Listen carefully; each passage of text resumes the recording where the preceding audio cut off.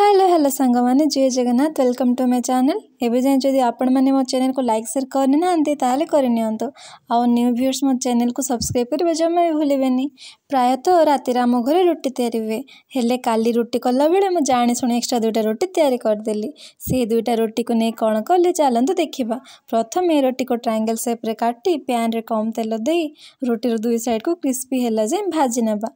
तापर गोटे बाउल रे टिके कटा टमाटो टी बॉइल्ड आलू आउ टिके प्याज पकाई तापर से टिके स्वाद अनुसार लुण वो मरीच गुंड पकाइबा। पकाई सारिबा पोरे टिके खट्टापण आसापी से लेंबू को चिपुड़ी देबा।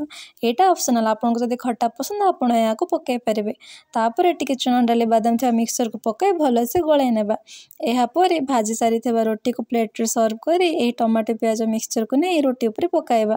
पर आमर रेडी हो देसी स्टाइल नाचोस। घरे आपण मैंने भी ट्राए करंतु केमती लगे मत कमेंट निहाती जणांतु। जय जगन्नाथ।